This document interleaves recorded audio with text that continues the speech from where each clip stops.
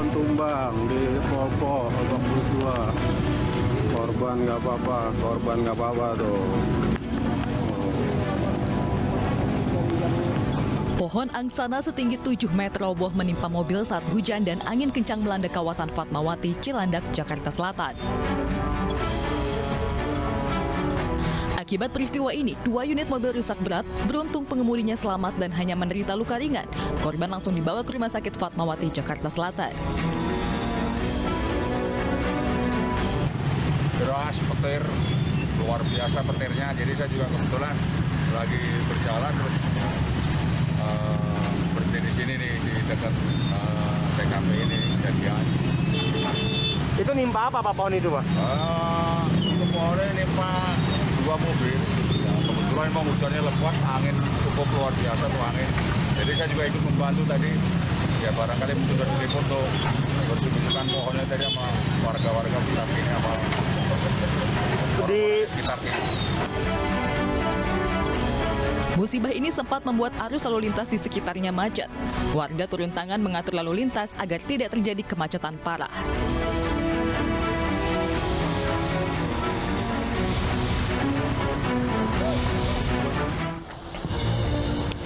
Selamat malam, apa kabar pemirsa? Pohon tumbang yang menimpa 2 mobil di kawasan Fatmawati, Jakarta menjadi pembuka jumpa kita di iNews Prime.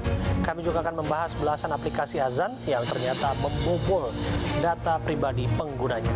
Saya Abraham Silaban.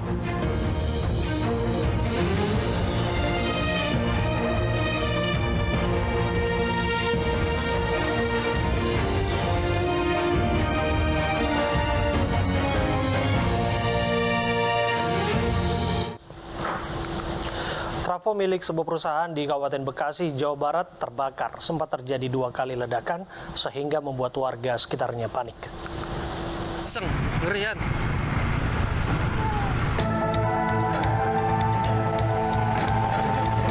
Kebakaran menimpa trafo sebuah perusahaan di Jalan Raya Inspeksi Kalimalang, Sukadanau, Cikarang Barat, Kabupaten Bekasi, Jawa Barat.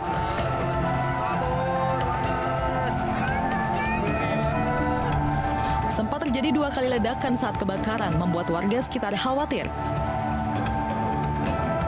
7 unit mobil kebakaran dikerahkan untuk memadamkan api. Petugas pemadam kebakaran baru berhasil menjinakkan api setelah berjuang selama 2 jam. Tiba-tiba aja. Jadi nggak ada orang sama sekali. Pokoknya tiba-tiba aja lah meledak itu. Oh, sempat terjadi ledakan juga? Ledakan. Suaranya ada yang Suara gede. gede banget? Nah, gede suaranya. Belum ada keterangan resmi dari perusahaan yang mengalami musibah ini. Polisi masih menyelidiki penyebab kebakaran ini. Sebelumnya diduga kebakaran akibat arus pendek listrik. Sebuah rumah di Sleman, Yogyakarta hancur akibat ledakan bahan baku petasan. Warga mendengar beberapa kali suara ledakan dari rumah tersebut. Warga di Dusun Koso Kuning, Sleman, Yogyakarta gempar usai sebuah rumah yang diduga menjadi gudang petasan meledak Jumat pagi. Ledakan berasal dari bahan baku petasan yang rencananya akan dibuat untuk keperluan Lebaran. Warga mendengar 3 ledakan, salah satunya bahkan membuat sejumlah bangunan di sekitarnya rusak. Tidak ada korban jiwa maupun luka dalam peristiwa tersebut. Polisi telah memeriksa 5 orang saksi dan kini masih menyelidiki insiden tersebut.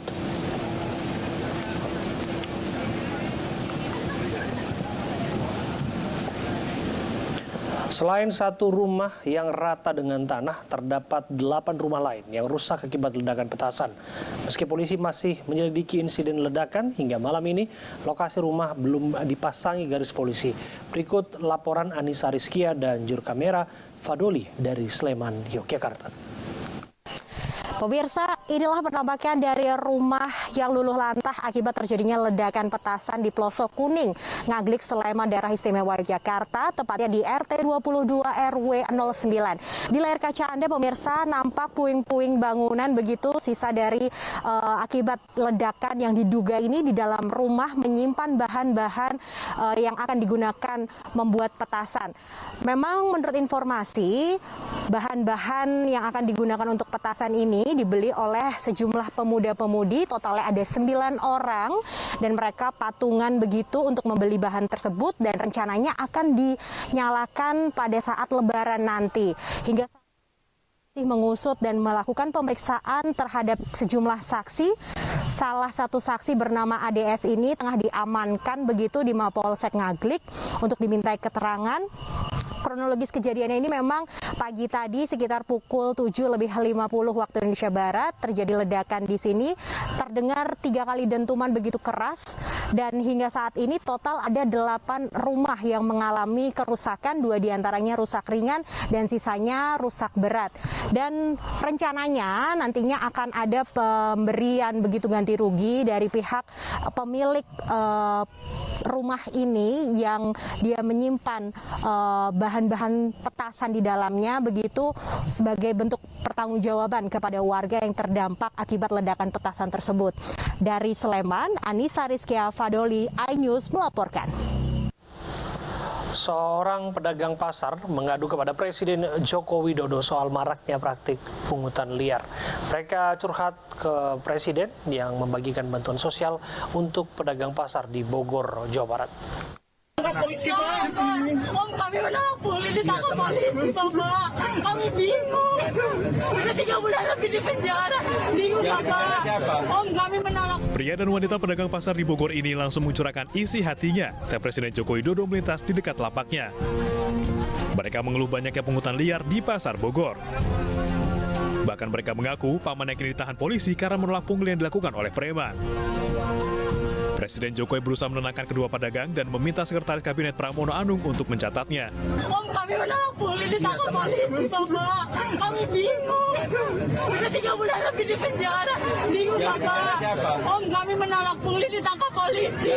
Yang di penjara siapa? Om, Para pedagang di sini Bujang namanya Bujang Sarjana Bapak. Bujang Sarjana Pak. Mana mau lebaran anaknya ada 4. Bapak mohon, Bapak cuma Bapak yang bisa bantu kami Bapak.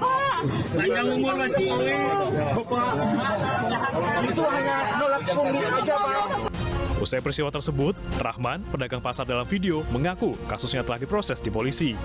Untuk sampai saat ini sih, sejauh ini kemarin kita alhamdulillah langsung dibawa sama Kapolda dan Kapolres, dibawa ke Reskrim Polresta Bogor Kota.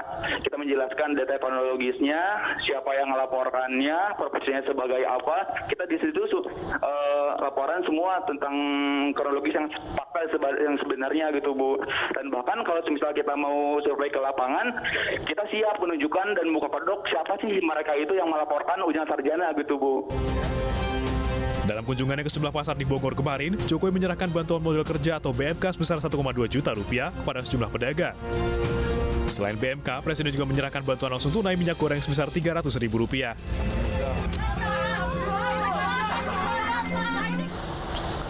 Seorang siswi kelas 11 SMK di Kabupaten Ogan Ilir, Sumatera Selatan menjadi korban begal selepas pulang sekolah. Pelaku menusuk punggung korban dan mendorongnya ke sungai.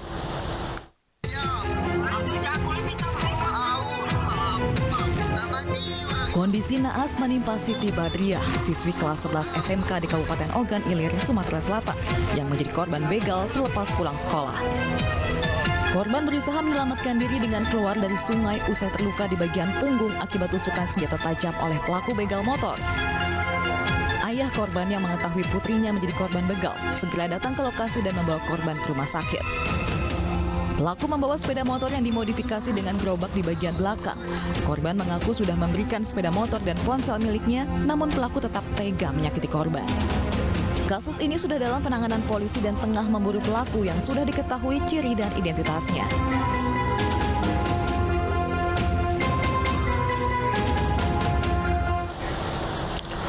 Untuk mengetahui informasi selengkapnya terkait pembegalan yang menimpa seorang siswi SMK di Ogan Ilir, telah bergabung bersama kami Hendra Kusmanto yang merupakan paman korban.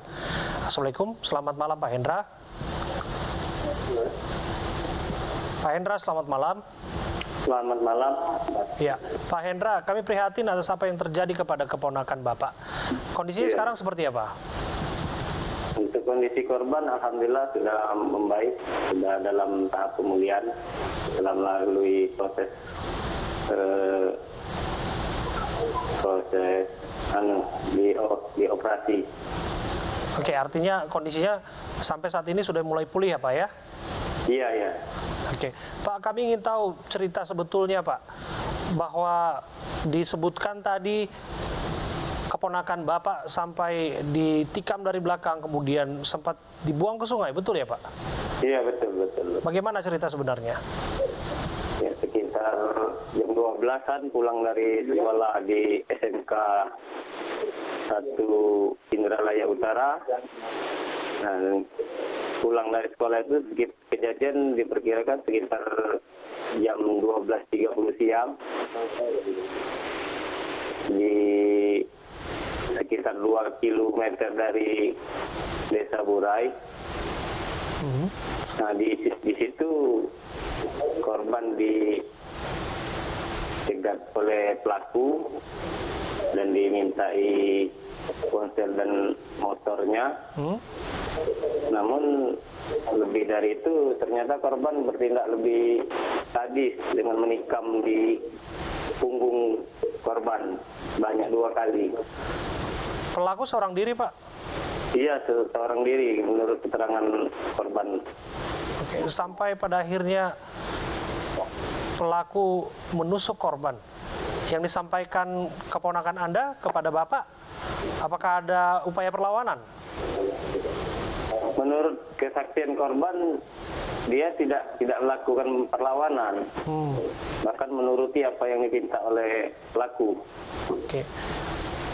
Sampai pada akhirnya juga bahwa korban selamat ya Pak ya. Ini yang kita syukuri Pak, bahwa korban selamat dari sungai, sempat disebutkan. Gimana Pak? Kurang jelas. Iya Pak, kita dengar bahwa korban sempat tercebur ke sungai dan kemudian selamat Pak. Itu satu hal yang kita syukuri. Bagaimana ceritanya sampai bisa menyelamatkan diri Pak dalam kondisi terluka?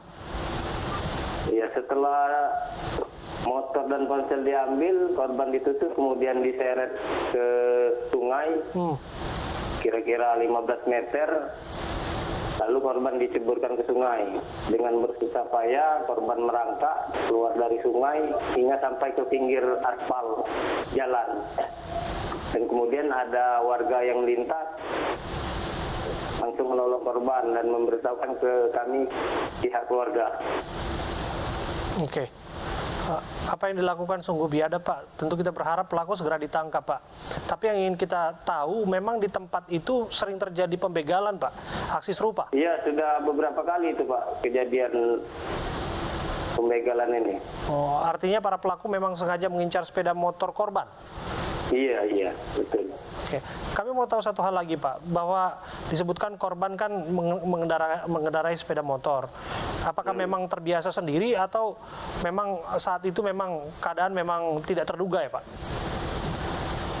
Ya, kalau kebiasaan pergi sekolah itu memang setiap hari. Oke. Paling rombongan dengan kawan-kawan sekolah dia itu kan. Oke, terakhir Pak, harapan Bapak terhadap kasus ini Pak? Ya, harapan kami keluarga kepada pihak kepolisian untuk segera menangkap pelaku dan memberikan hukuman yang setimpal, bahkan seberat-beratnya. Ya, kita berharap pelaku segera dibekuk dan tujuan mulianya adalah untuk memastikan bahwa warga di sana merasa aman Pak. Karena Anda sebutkan tadi tidak hanya pertama kali terjadi, sudah berulang kali terjadi. Harusnya segera ditindak oleh aparat kepolisian. Terima kasih Pak Hendra atas waktu Anda. Pemirsa, kita ke informasi lainnya. Unjuk rasa warga Desa Gunung Raja, Sumatera Selatan berakhir ricuh saat menuntut ganti rugi lahan dan rumah. Sementara tawuran remaja kembali terjadi meski di bulan Ramadan. Informasi lengkapnya kami rangkai dalam berita pilihan.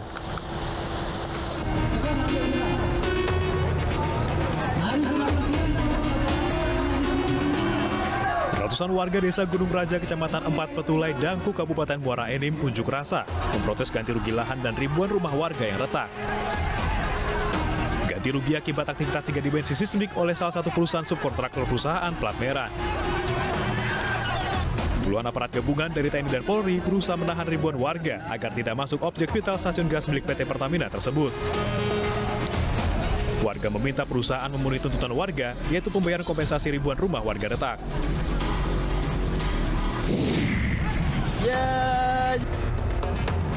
Tawuran antar dua kelompok pelajar sekolah menengah atas terjadi di Jalan Kemagisan Utama Raya yang berada di perbatasan antara Kecamatan Palmerah dengan Kebonjeruk, Jakarta Barat. Kedua kelompok pelajar ini saling serang menggunakan celurit.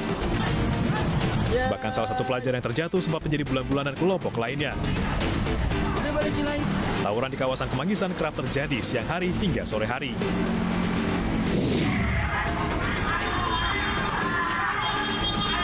Tawuran juga terjadi di Jalan Pangeran Antasari, Cilandak, Jakarta Selatan, Jumat dini hari. Tawuran berlangsung selama 30 menit dan baru bubar setelah polisi datang. Beruntung tak ada kendaraan yang melintas saat remaja saling serang menggunakan benda tumpul seperti batu, kayu, dan besi. Warga berharap polisi sering menggelar patroli dan memberi sanksi berat agar para pelaku tawuran jerak.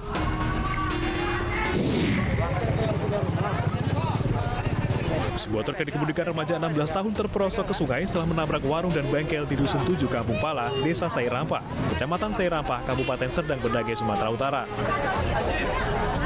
Dua warga dan dua sepeda motor ikut terperosok ke sungai karena tertabrak truk.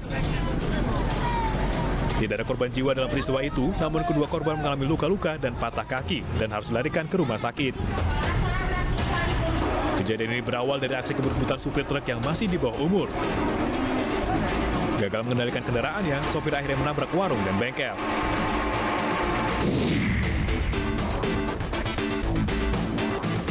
Anggota grup vokal Project Pop Yosi Makalu atau Yosi Project Pop memenuhi panggilan penyidik terkait dengan kasus penipuan investasi robot trading DNA Pro. Yosi memenuhi panggilan pemeriksaan pada Jumat siang dengan didampingi oleh kuasa hukumnya. Yosi diperiksa dalam kapasitasnya sebagai saksi dalam kasus ini. Ia diperiksa lantaran pernah mengisi acara yang digelar oleh DNA Pro. Yosi tak banyak berkomentar saat dicecar wartawan.